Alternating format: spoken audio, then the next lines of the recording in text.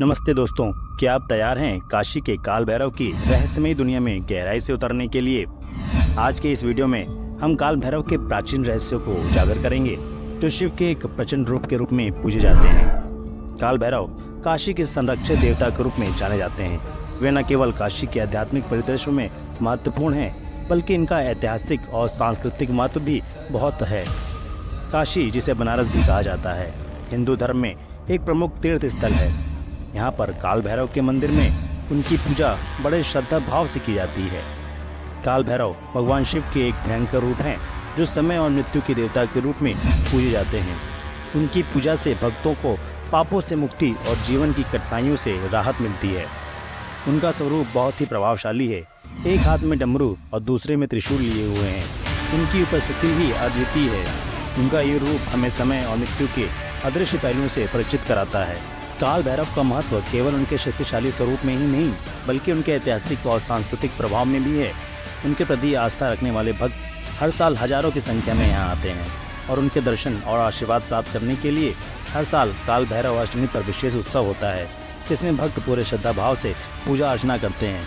यह पर्व काल भैरव की शक्ति और उनकी दिव्य कृपा को मान्यता देने का एक अवसर है। तो चलिए इस रहस्यमयी यात्रा में हमारे साथ जुड़े रहें और जानें कैसे काल भैरव की पूजा काशी की आत्मा को जीवित रखती है। तो चलिए जानते हैं इसके पीछे की क्या कथा है। एक बार ब्रह्मा जी और विष्णु जी के बीच इस बात को लेकर बहस छिड़ गई कि ब्रह्मा, विष्णु और महेश में सबसे ज्यादा महान कौन है।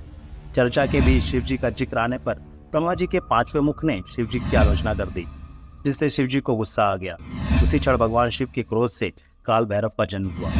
काल भैरव ने शिव जी की आलोचना करने वाले ब्रह्मा जी के पांचवें मुख को अपने नाखूनों से काट दिया। ब्रह्मा जी का कटा हुआ मुख काल भैरव के हाथ से चिपक गया। तब भगवान शिव ने भैरव से कहा कि तुम्हें ब्रह्म हत्या का पाप लग चुका है और इसकी सजा यह है कि तुम्हें एक सामान्य व्यक्ति की तरह तीनों लोकों का भ्रमण करना होगा। जिस जगह यह मुख तुम्हारे हाथ से छूट जाएगा, वहीं पर तुम इस पाप से मुक्त हो जाओगी।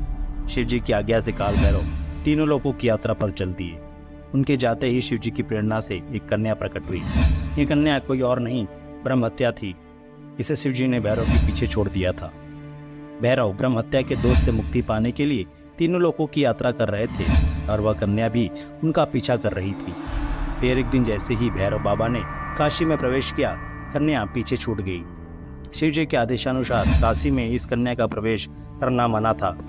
काशी को शिव जी की नगरी माना जाता है।